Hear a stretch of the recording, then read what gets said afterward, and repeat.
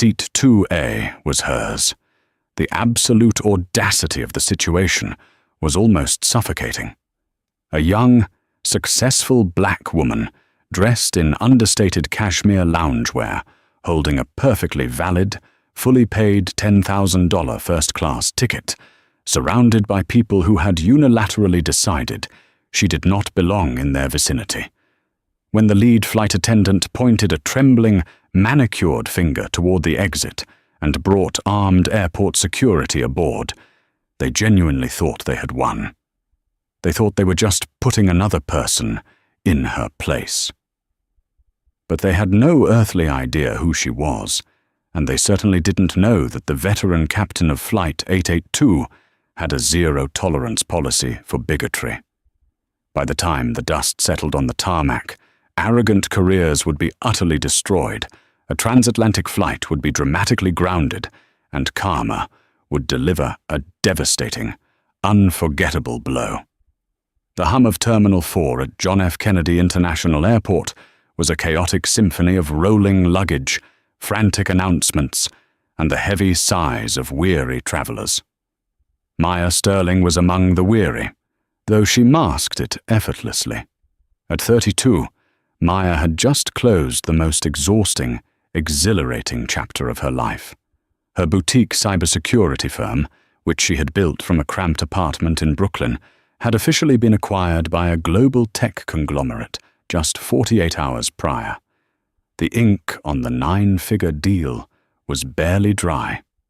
She was flying to London to sign the final transition documents, and for the first time in 10 years, she allowed herself to breathe. She wasn't wearing a stiff power suit. She was done proving herself to boardrooms full of older men who constantly underestimated her. Instead, she wore a high-end, oatmeal-colored cashmere set, luxurious but unassuming, paired with pristine white sneakers. Her hair was pulled back into neat, elegant braids, and she carried a battered leather duffel bag that held her heavily encrypted laptop. When the gate agent, a harried man named Kevin, announced the boarding for first-class passengers on Flight 882 to Heathrow, Maya approached the scanner. Kevin took her ticket, glanced at her comfortable attire, and paused. His eyes flicked from her face to the screen, a subtle but unmistakable furrow forming on his brow. "Group 1, ma'am," Kevin said, his voice flat, clearly expecting her to turn around. "This line is for first class and Diamond Elite members only." Maya didn't flinch. She was used to the microaggressions, the subtle implications that she had somehow wandered into a space reserved for someone else. "I am in first class," she replied smoothly, her voice calm and polite. "Seat 2A, you just scanned my boarding pass." Kevin blinked, looking back at his monitor. The green light illuminated, and the VIP indicator flashed, a designation reserved for passengers who had spent astronomical amounts with the airline. A flush of embarrassment crept up his neck. "Right. My apologies, Mrs. Sterling. Have a pleasant flight." Maya offered a tight, polite smile and walked down the jet bridge. The air in the first-class cabin was cool and smelled faintly of citrus and sanitized leather. She found Seat 2A, stowed her duffel bag in the overhead bin, and sank into the plush, wide seat. She closed her eyes, letting the exhaustion of the past 3 years wash over her. A flight attendant handed her a glass of pre-departure champagne, and for a fleeting moment, Maya felt a profound sense of peace. That peace lasted exactly 7 minutes, the heavy, authoritative footsteps of a man who firmly believed he owned the ground he walked on echoed down the aisle. Enter Richard Montgomery. Richard was a man who practically radiated old money and unearned confidence. He was the senior vice president of an investment bank, dressed in a sharp, custom-tailored navy suit despite it being an overnight flight. Trailing behind him was his wife, Penelope, a woman wrapped in a designer trench coat, clutching a tiny, absurdly expensive handbag as if the air in the cabin might steal it. They held boarding passes for seats 2C and 2D, the middle aisle seats. "Oh, Richard, no," Penelope whined, stopping abruptly in the aisle. "I specifically told you I cannot do an aisle seat. I need to lean against the window to sleep. You know my vertigo." Richard sighed, the sound heavy with the burden of placating a demanding spouse. "I know, Pen. The booking agent messed up. Don't worry, I'll handle it." Richard scanned the cabin. His eyes landed on Maya in 2A. To Richard, the world was a chessboard, and the pieces were meant to move out of his way. He saw a young black woman in sweatpants. Cashmere or not, they were sweatpants to him, sipping champagne in the prime window seat. The mental arithmetic he performed was immediate and heavily prejudiced. An upgrade, he assumed. A deadheading employee. A mistake.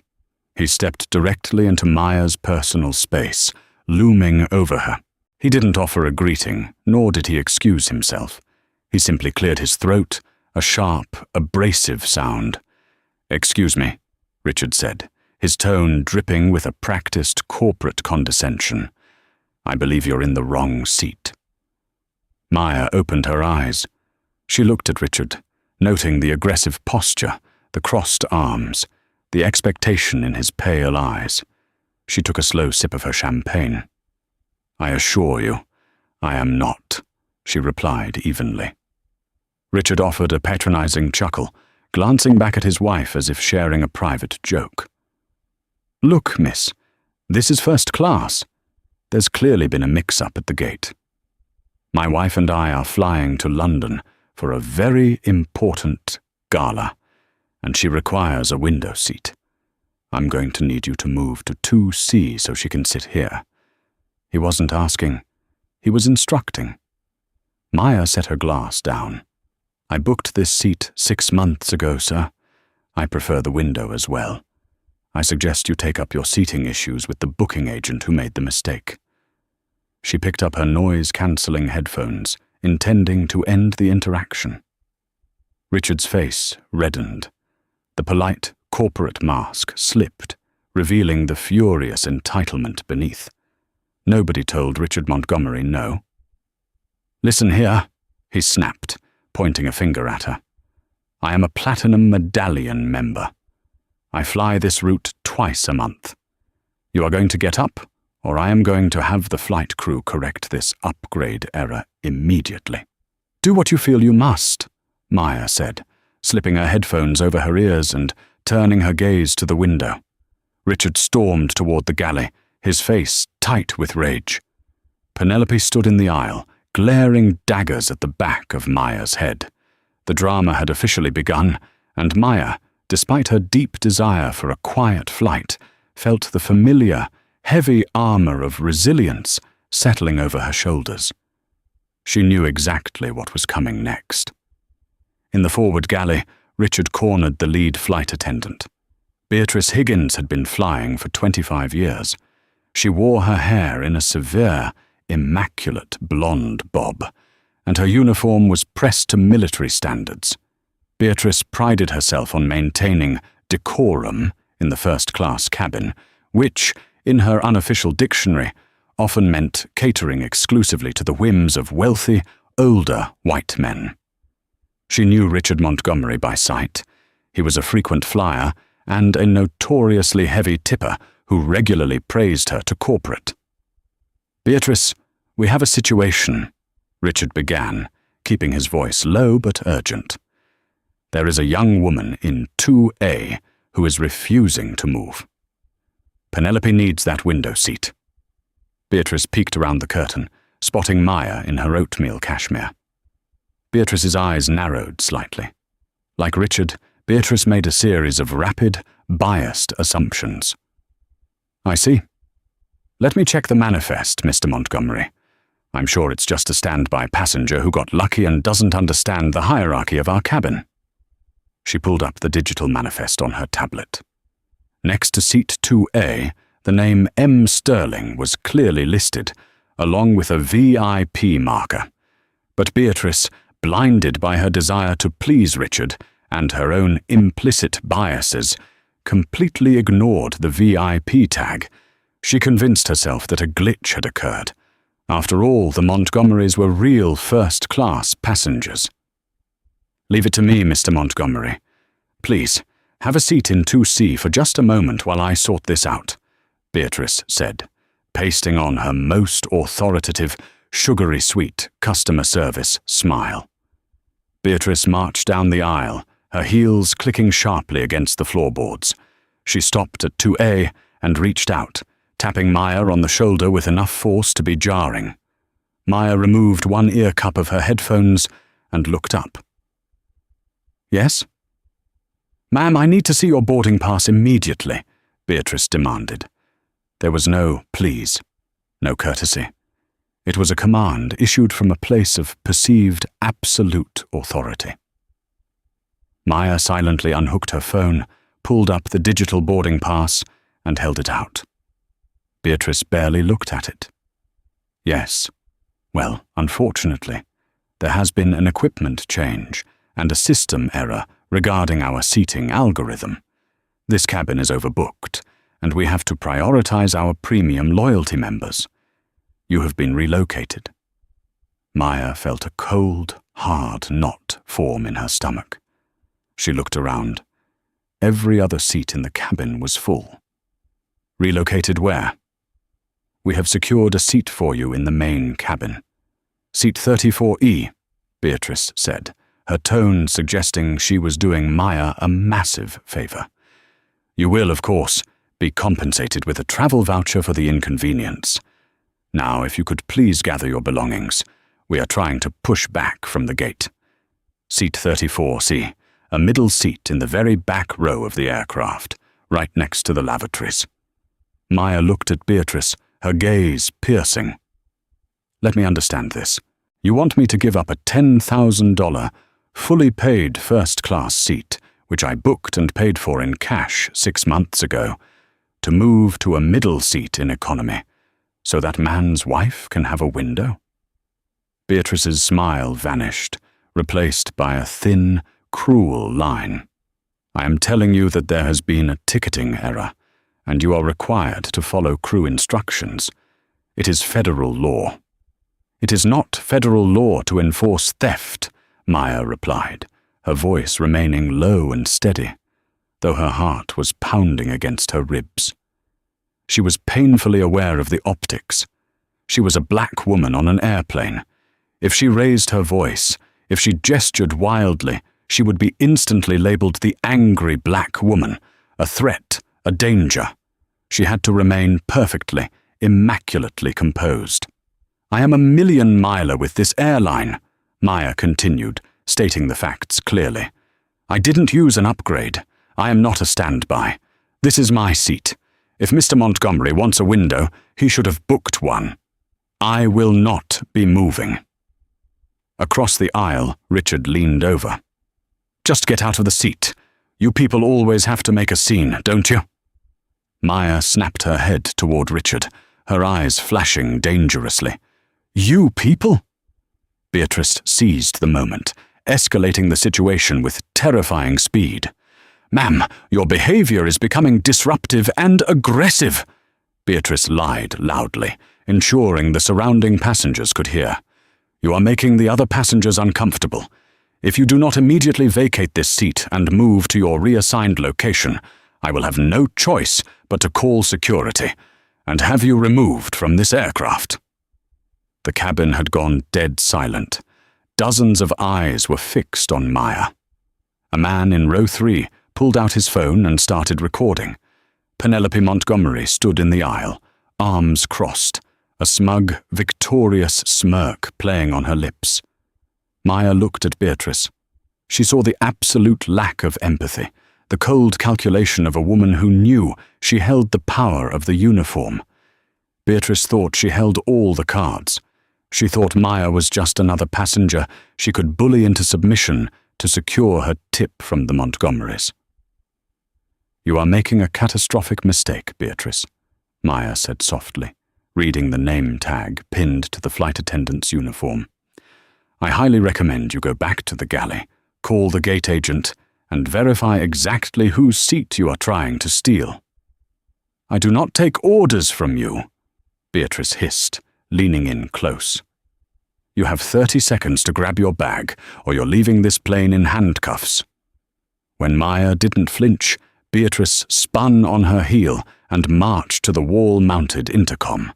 She snatched the receiver and aggressively punched a button. "Captain, we have a Level 2 disruptive passenger in first class. She is refusing crew instructions, acting belligerently, and refusing to vacate an incorrectly assigned seat. I need gate security immediately." Maya sighed, a deep, weary sound. She closed her laptop and slid it into her bag. She wasn't going to fight airport security. She wasn't going to get dragged down an aisle and end up on the evening news.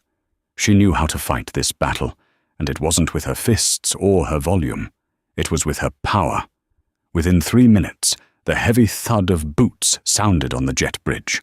3 large, imposing security officers boarded the aircraft, their faces set in stern, unyielding expressions. Beatrice stood at the front of the cabin, pointing a dramatic finger toward Maya. "That's her," Beatrice declared loudly. "She is refusing to comply with federal aviation regulations and is harassing the other passengers." The lead officer, a burly man named Thomas, walked down the aisle and stopped beside seat 2A. He looked down at Maya, who was already fully packed, sitting quietly with her hands resting on her lap. "Ma'am, the flight crew has requested your removal from this aircraft. You need to gather your belongings and come with us," Thomas said, his hand resting casually near his duty belt. Maya looked up at him. "Officer, I am perfectly calm. I have not raised my voice, nor have I harassed anyone. The flight attendant is attempting to illegally downgrade my fully paid ticket to give my seat to a white passenger who simply wants a window." "That is a lie," Richard shouted from across the aisle. "She was screaming at my wife." Maya ignored him, keeping her eyes on the officer. "You have body cameras. I suggest you turn them on. I will come with you peacefully because I respect your job, but I need it on the record that I am being removed against my will without cause." Thomas hesitated for a fraction of a second, noting her calm demeanor, which heavily contrasted with Beatrice's frantic description of a belligerent threat. But his job was to back the flight crew. He clicked his body camera on. "Let's go, ma'am." Maya stood up. She swung her duffel bag over her shoulder. As she stepped into the aisle, she looked directly at Penelope, who immediately slid into Seat 2A, smoothing her designer coat over her lap with a triumphant sigh. Maya then locked eyes with Beatrice. "I hope the tip he gives you is worth your pension," Beatrice scoffed, rolling her eyes and gesturing toward the door. "Keep moving." The walk down the aisle felt like a mile. Maya kept her chin high, her posture perfect. She heard the whispers. She saw the phones pointed at her. The utter humiliation of the moment threatened to choke her, but she swallowed it down, converting the shame into a cold, diamond-hard resolve. As Maya was escorted off the plane and onto the jet bridge, the heavy, reinforced door of the cockpit swung open. Captain David Hayes stepped out. David was a veteran pilot, a former Air Force commander with silver hair and a notoriously strict moral compass.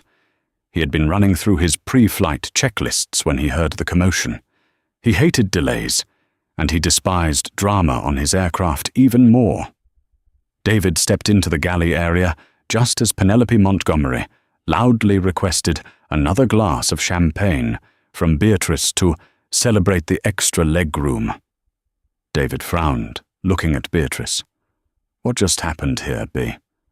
Why did 3 security officers just march a woman off my plane? Beatrice turned, startled, but quickly recovered her composure. "Oh, Captain Hayes, nothing to worry about. We just had a highly disruptive passenger. She was improperly ticketed for first class, and went completely berserk when I asked her to move to her assigned seat in economy. She was screaming, cursing at the other passengers. She might have been intoxicated. I handled it. David's brow furrowed deeper. A ticketing error? For an international first-class ticket? Yes, a system glitch, Beatrice said smoothly. Mr. Montgomery and his wife were kind enough to endure the shouting. They're seated now. David didn't like it. He had flown with Beatrice for years, and he knew her tendency to pander to certain demographics, though he had never caught her doing anything explicitly fireable. But something about this felt entirely wrong. Berserk?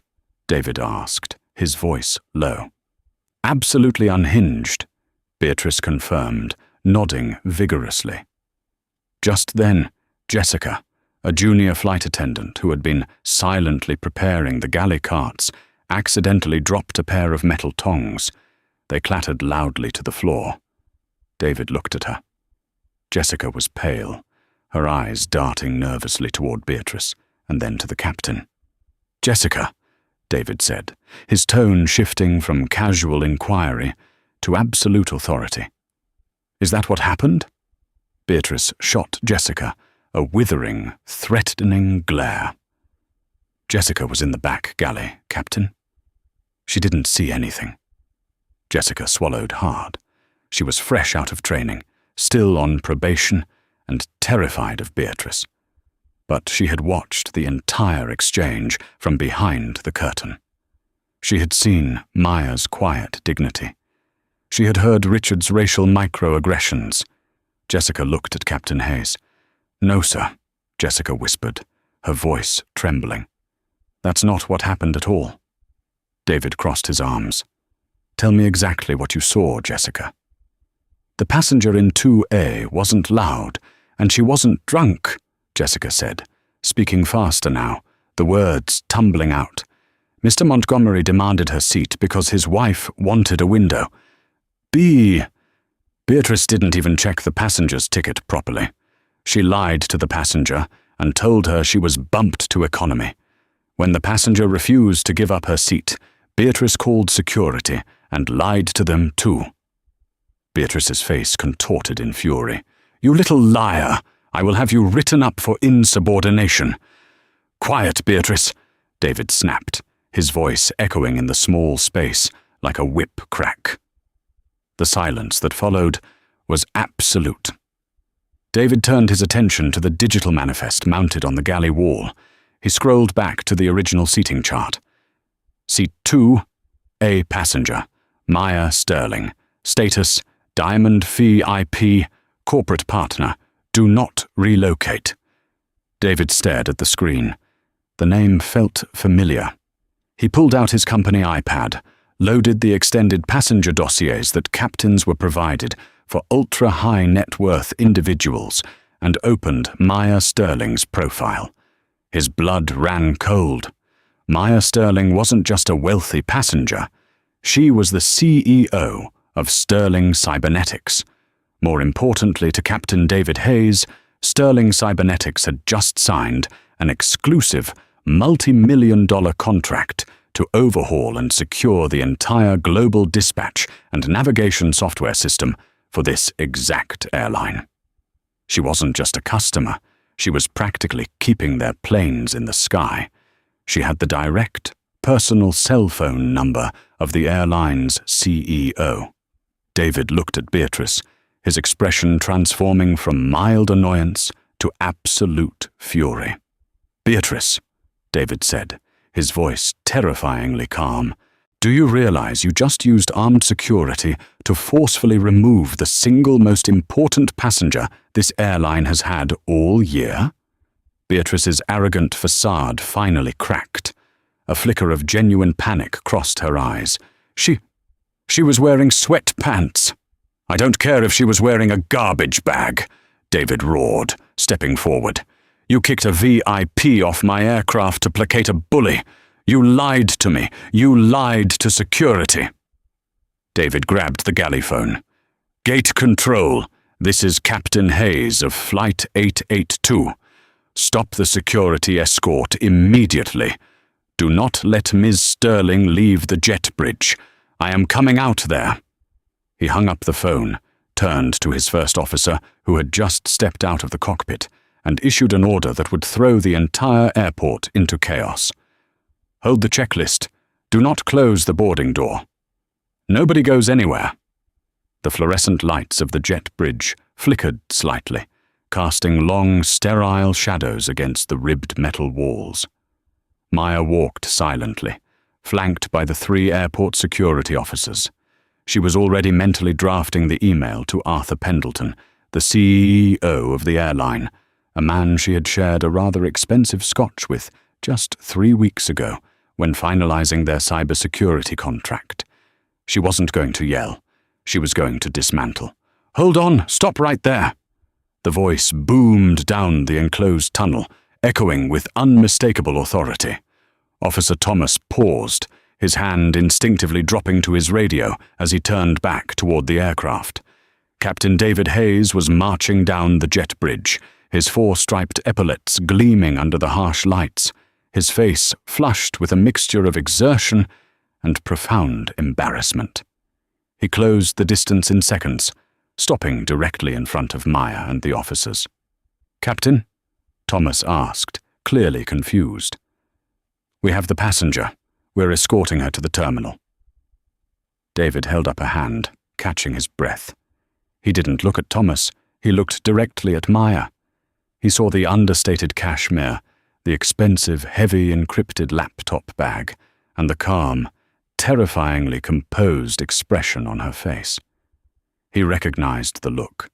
It was the look of someone who didn't need to raise her voice because she held all the leverage. "Ms. Sterling," David said, his voice dropping an octave, filled with genuine contrition. "I am Captain David Hayes. I am the pilot in command of Flight 882, and I want to offer you my most profound, unreserved apologies." Maya stopped. She looked at the silver-haired pilot, noting the genuine distress in his eyes. "Captain Hayes, I appreciate the apology, but I am currently being escorted out of the airport like a criminal because your lead flight attendant decided to lie to these officers to give my seat to a white couple who didn't want the middle aisle." Thomas frowned, looking between Maya and the captain. "Captain, Beatrice Higgins reported a Level 2 disturbance. She said this passenger was belligerent, verbally abusive, and potentially intoxicated." David's jaw tightened. "Officer, Beatrice Higgins lied to you. She lied to me.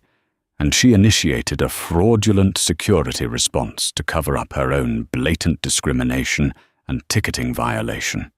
Ms. Sterling is our diamond corporate partner. She holds the highest security clearance with our dispatch network. Does she look intoxicated to you?" Thomas looked at Maya, who was standing perfectly still, radiating absolute sobriety and cold professionalism. Thomas let out a heavy sigh and immediately clicked his radio. "Dispatch, this is Thomas. Stand down the terminal response unit. We have a false alarm on the jet bridge. The crew initiated a fraudulent call." Thomas turned to Maya. "Ma'am, I am so sorry. We were just following the flight crew's directive." "I know, Officer Thomas," Maya said softly. "You were doing your job. Beatrice Higgins was not." David stepped closer. "Ms. Sterling, I am begging you to please return to the aircraft. Your seat is waiting for you. I will not allow this flight to push back without you on it." Maya didn't move. She adjusted the strap of her duffel bag on her shoulder. "Captain Hayes, I have a massive corporate transition to complete in London. I am exhausted. I do not want to spend the next 7 hours on an aircraft where the lead flight attendant actively views me with contempt and where the passengers in my vicinity feel entitled to my space. I was about to call Arthur Pendleton to cancel my firm's contract with this airline entirely." David paled. Losing the Sterling Cybernetics contract would be a catastrophic blow to the airline, one that would make international financial news. Heads would roll, and the fallout would be devastating. "Mr. Sterling, if you call Arthur, he will likely ground this entire fleet," David said, his voice deadly serious. "Give me 10 minutes. Walk back onto that aircraft with me. I promise you, the environment in that cabin is about to change drastically. You will not have to deal with Beatrice, and you certainly won't have to deal with the Montgomerys."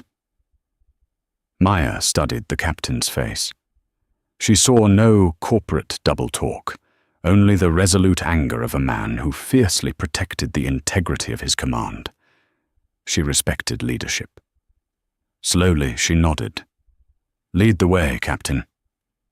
The atmosphere inside the first-class cabin was thick with the smug satisfaction of the victorious. Penelope Montgomery had fully settled into seat 2A.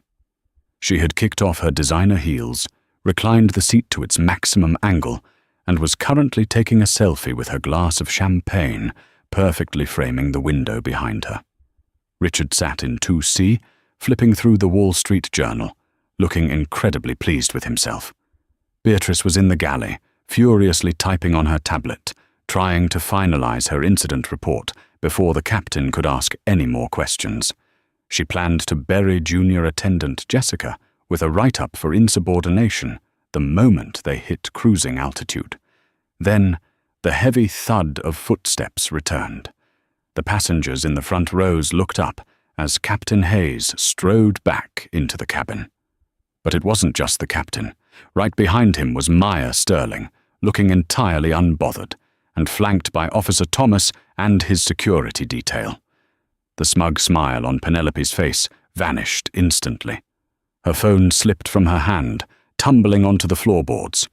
Richard lowered his newspaper, his brow furrowing in deep, confused indignation. "What is the meaning of this?"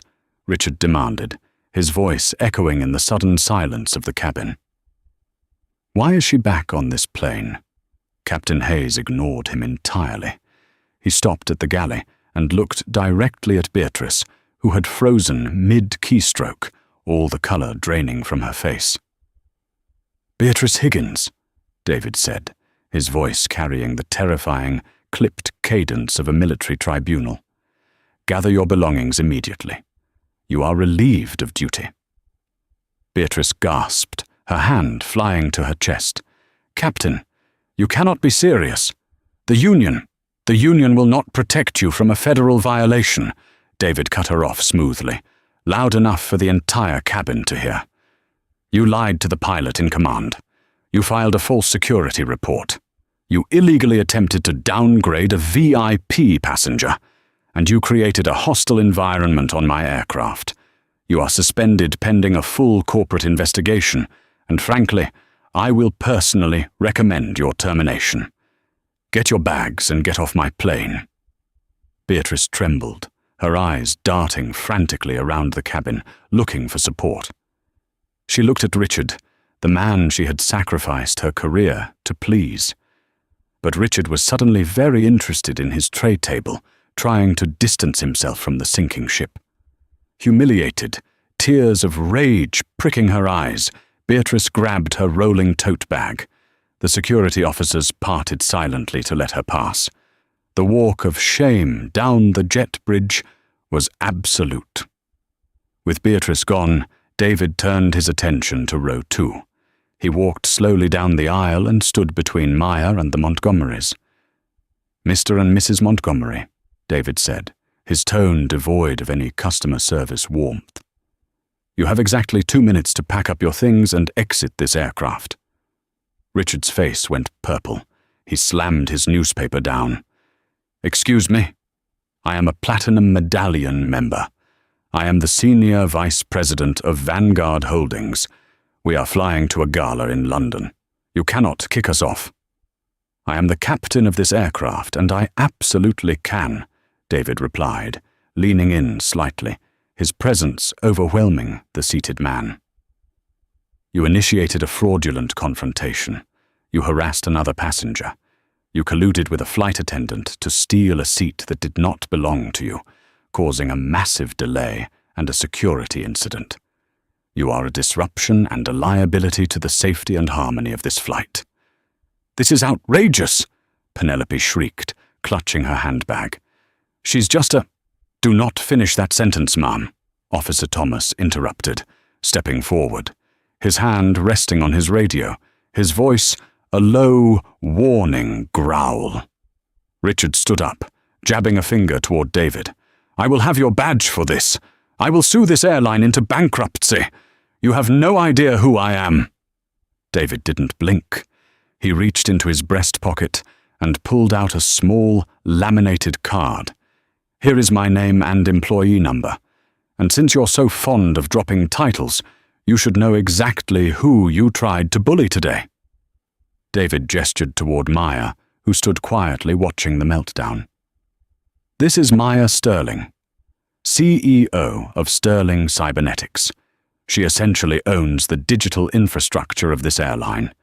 When she calls our CEO in about 5 minutes to explain why her flight was delayed, I suspect your platinum status will be permanently revoked." Richard froze. The blood drained from his face so fast he looked ill. As a senior vice president in banking, he knew the name Sterling Cybernetics. He knew the valuation of the recent acquisition. He had just tried to forcefully evict a billionaire from her own seat. "Now," David commanded, his voice ringing with finality. "Get off my plane before I have you arrested for interfering with a flight crew." The silence in the cabin was deafening. Even the passengers who had secretly judged Maya earlier were now staring at the Montgomerys with open disgust.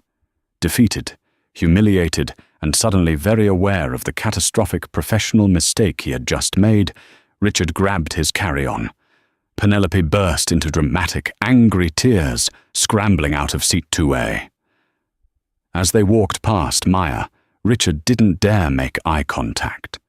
Maya simply stepped aside, her expression unreadable, letting them walk themselves right into the severe, unforgiving jaws of karma. When the door finally closed behind them, Captain Hayes turned to Maya and offered a warm, respectful smile. "Seat 2A is yours, Ms. Sterling. Have a wonderful flight." The heavy reinforced door of the aircraft finally sealed shut, locking out the chaos of the jet bridge. Inside the first-class cabin of Flight 882, the silence was no longer tense. It was a collective sigh of profound relief. Maya slid back into seat 2A, the soft leather conforming to her exhausted frame. She picked up her glass of champagne, which Jessica, the junior flight attendant, had discreetly topped off with trembling but eager hands. "Is there anything else I can get you, Ms. Sterling?" Jessica asked, her voice soft, radiating a newfound respect and relief. She had just watched a toxic superior removed from her life, and she knew exactly who to thank. Maya offered a warm, genuine smile. "Just some water, Jessica. And please don't worry about tonight. You did the right thing speaking up. Integrity is a rare currency." As the Boeing 777 pushed back from the gate and began its taxi down the JFK runway, Maya opened her heavily encrypted laptop. The seatbelt sign illuminated, but she had work to do before they hit 10,000 feet. She connected to the airline's secure ground network, a perk of her company having designed its back-end architecture. Maya was not a woman who believed in letting things go when a systemic failure had occurred. Beatrice Higgins was a symptom. The culture that empowered her was the disease.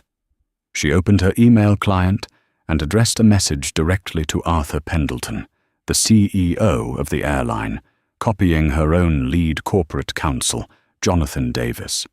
The subject line was simple, devoid of emotion, and terrifyingly clear. Urgent. Flight 882. Security incident and contractual review. In crisp, undeniable corporate prose, Maya detailed the exact sequence of events. She noted Beatrice's failure to check the manifest, the weaponization of airport security based on racial and classist bias, and Richard Montgomery's aggressive collusion. She praised Captain David Hayes and flight attendant Jessica for their adherence to protocol and integrity. Finally, she concluded with a paragraph that would cause a tectonic shift in the airline's executive boardrooms the moment the sun rose. Arthur, as we finalize the integration of Sterling Cybernetics navigation software into your fleet, I must insist on a comprehensive audit of your crew, training regarding discrimination and de-escalation. The hostility I experienced tonight is unacceptable for any passenger, let alone a corporate partner. I expect a full investigation into Beatrice Higgins' conduct. Furthermore, Richard Montgomery explicitly invoked his position at Vanguard Holdings to leverage this harassment. I leave the handling of your corporate accounts to your discretion, but Sterling Cybernetics will be re-evaluating our vendor associations accordingly. She hit send just as the plane accelerated down the tarmac, lifting smoothly into the night sky over New York. Meanwhile, inside Terminal 4, the Montgomerys were living a waking nightmare. Richard and Penelope stood stranded at the premium customer service desk. Penelope was weeping openly, her mascara running down her face, furious that her meticulously planned gala weekend was ruined. Richard was vibrating with rage, slamming his fist on the counter as a terrified ticketing agent typed frantically on her keyboard. "I need us rebooked on the next flight to Heathrow now," Richard bellowed, his face a mottled purple. "British Airways, Virgin, I don't care. Book it and bill it to this airline. I am a Platinum Medallion member." The agent, a young man named Colin, stared at his monitor. The screen was flashing a bright, unforgiving red banner across Richard Montgomery's profile. "Sir, I can't," Colin stammered, pulling his hands away from the keyboard as if it were on fire. "What do you mean you can't? Do you know who I am?" Richard screamed. "I know who you are, Mr. Montgomery," Colin said, his voice dropping as he read the system notes entered directly by gate control and authorized by Captain Hayes. "But your profile has been locked. Your Platinum Medallion status has been permanently revoked by executive order. Furthermore, you have been placed on the airline's internal no-fly list due to a Level 3 security breach and harassment of a crew member and VIP passenger. I am not authorized to book you on any flight. In fact, I have to ask you to leave the terminal." Richard froze. "Revoked? No-fly list? That's impossible." Before Richard could unleash another tirade, his cell phone began to vibrate violently in his breast pocket. He pulled it out, fully prepared to ignore it until he saw the caller ID. William Croft, CEO, Vanguard Holdings. It was 1 a.m. in New York. The CEO of his investment bank did not call at 1 a.m. unless the world was ending. For Richard it was. "William, sir, I'm at the airport. There's been a massive misunderstanding," Richard started, adopting his most sycophantic tone. "Shut up, Richard." William Croft's voice cut through the line like a serrated blade. He didn't sound angry, he sounded lethally calm. "I just got a phone call from Arthur Pendleton. I was woken up to be informed that my senior vice president was escorted off an international flight for racially harassing the CEO of Sterling Cybernetics, a woman who is currently finalizing a merger with Aegis Global Tech." Richard's stomach dropped through the floor. The blood rushed in his ears. "Aegis? Wait, William, she was in sweatpants. I do not care what she was wearing," William finally roared, the facade breaking. "Aegis Global Tech is Vanguard's largest institutional client. We manage their pension funds, Richard. And you just tried to have their newest board member arrested because Penelope wanted a window seat? William, please," the flight attendant told us. "Save it," William snapped. "Pendleton is threatening to pull the airline's corporate travel accounts from Vanguard because you threw our company name around like a weapon. You are a massive, walking liability. Do not go to London. Do not go to the gala. You are suspended without pay, effective immediately. Be in my office at 8 a.m. on Monday with your lawyer, because we are drawing up your severance papers." The line went dead. Richard stood in the middle of Terminal 4, the phone slipping from his grip, the realization of his utter, total destruction washing over him. Penelope looked at him, her tear-streaked face twisting in confusion. "Richard? What did William say? When is our flight?" Richard looked at his wife, the unearned arrogance completely stripped from his eyes, leaving only a hollow, terrifying void. "There is no flight, Pen. There is no gala. It's over." 9 hours later, Flight 882 touched down gracefully on the damp tarmac of London Heathrow. The morning fog was just beginning to lift, revealing the sprawling, grey expanse of the city. Maya Sterling stepped off the plane, looking entirely refreshed, radiating a quiet, unshakable power. She had slept deeply for 6 uninterrupted hours, enjoyed a flawless, bespoke breakfast served by a deeply appreciative and hyper-attentive Jessica, and had utilized the high-speed satellite Wi-Fi to review her merger documents one last time.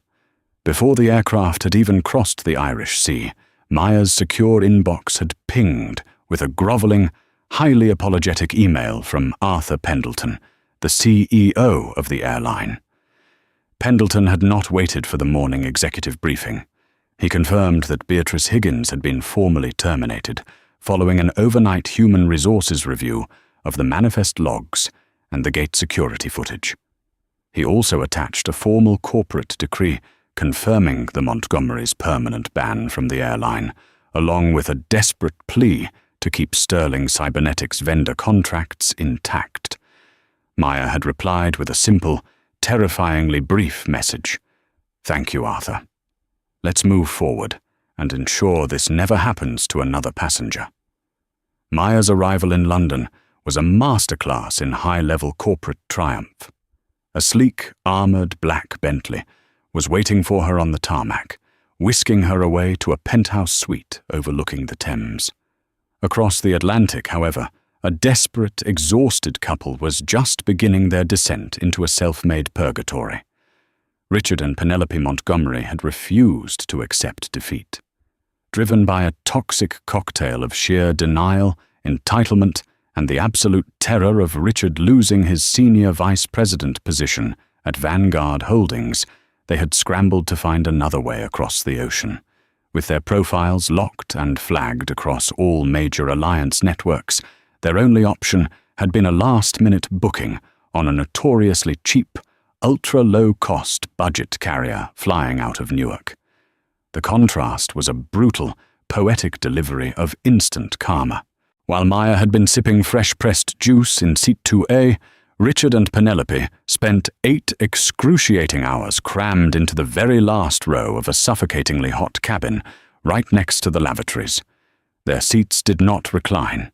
There was no complimentary champagne, only lukewarm tap water and a stale pretzel mix that cost them $14. Penelope had spent the entire flight weeping quietly into a synthetic, scratchy blanket, complaining of her vertigo while being entirely ignored by the overwhelmed flight crew. Richard had stared blankly at the plastic seatback in front of him, his mind racing with panicked calculations, knowing that William Croft, his ruthless CEO, was already drafting his severance papers. By the time the Montgomerys touched down at Gatwick Airport, miles outside the city centre, they looked haggard, aged, and entirely stripped of their aristocratic veneer. They dragged their own heavy luggage through the crowded terminal, eventually folding themselves into a standard, rattling taxicab. Richard was convinced of one singular delusion. If he could just get into the Aegis Global Tech Charity Gala that evening, if he could just bypass the security, network with the executives, and schmooze the right billionaires, he could salvage his firm's accounts and save his job before Monday morning. That Friday evening, the historic Savoy Hotel was a fortress of extreme wealth and exclusivity. Aegis Global Tech was hosting its annual black tie charity gala in the Lancaster Ballroom to celebrate its new corporate acquisitions.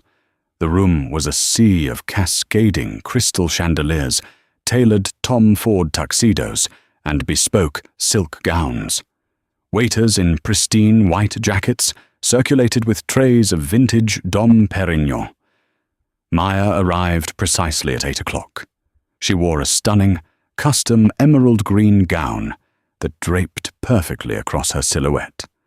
Her hair styled in an intricate, elegant updo that showcased a subtle, breathtaking diamond choker. She was immediately the center of gravity in the room. She was no longer just the wealthy founder of a cybersecurity firm. She was a newly minted billionaire who had just signed a 9-figure merger, securing her a highly influential seat on the board of one of the world's largest technology conglomerates.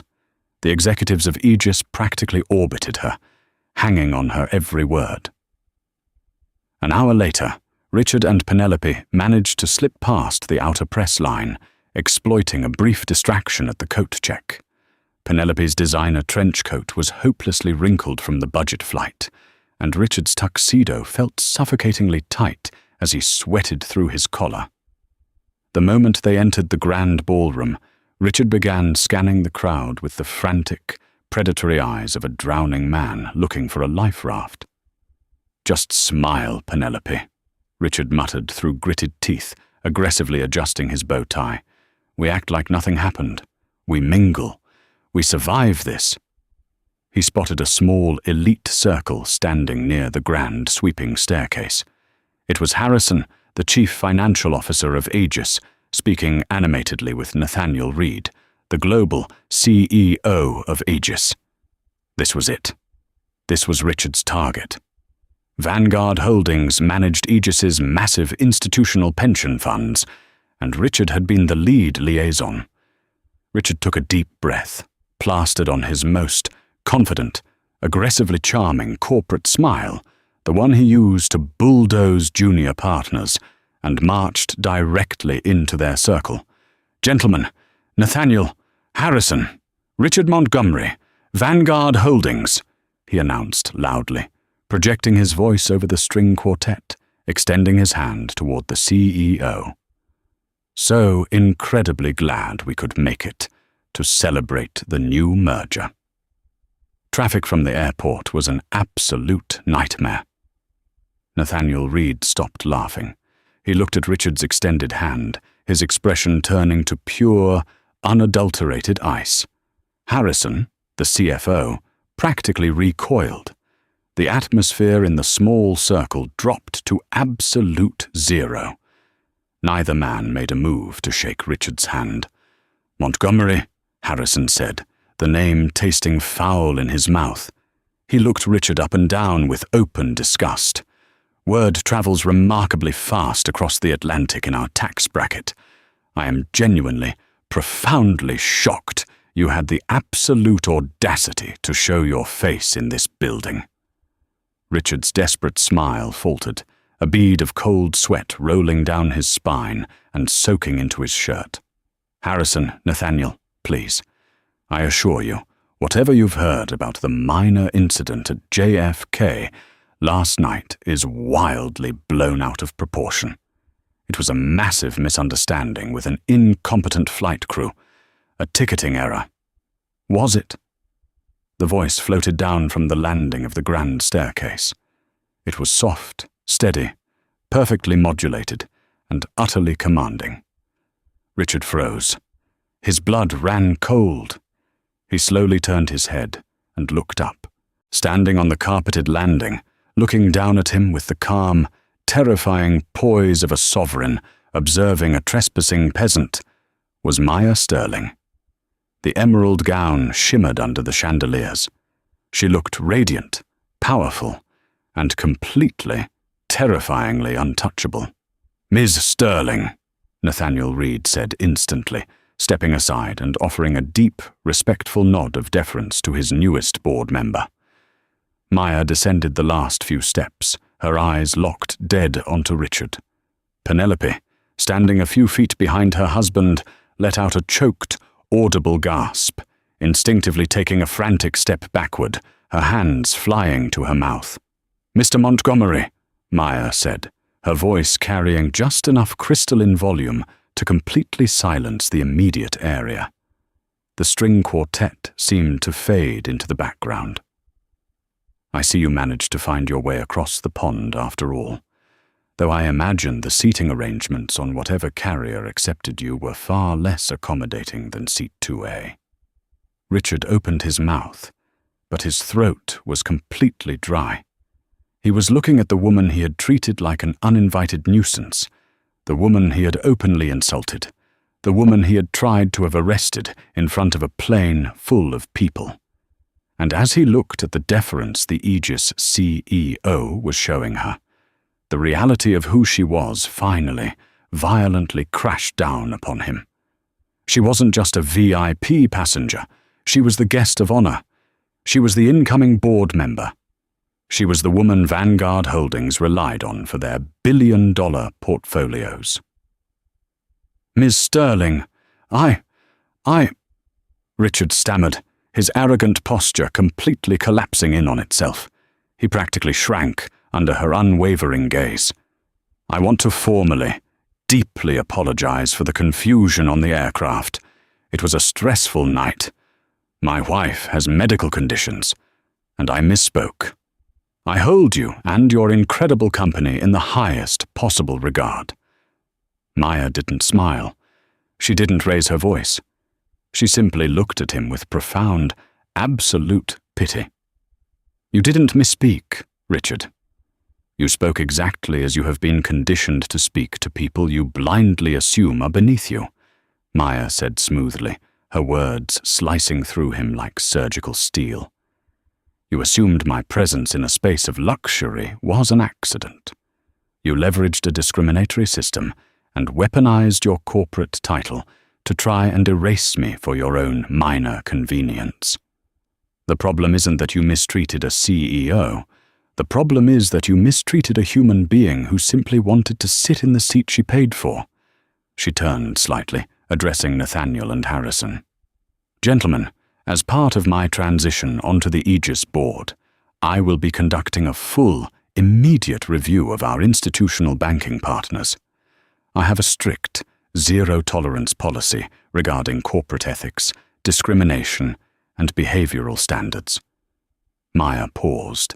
She looked back at Richard, holding his terrified eyes as she delivered the final, fatal blow. "And I refuse to allow a single dollar of my company's assets or Aegis's pension funds to be managed by a firm that employs a man like Richard Montgomery." Nathaniel Reed didn't hesitate for a fraction of a second. "Consider it done, Maya.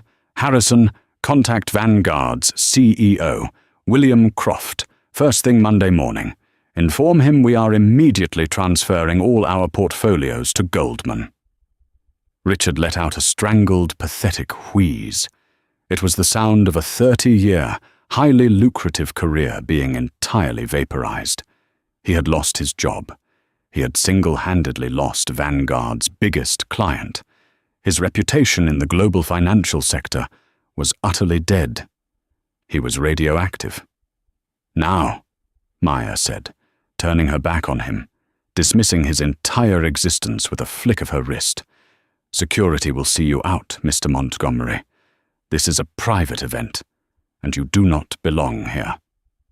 Before Richard could utter another word of protest, two massive, broad-shouldered men in black suits materialized from the shadows of the ballroom.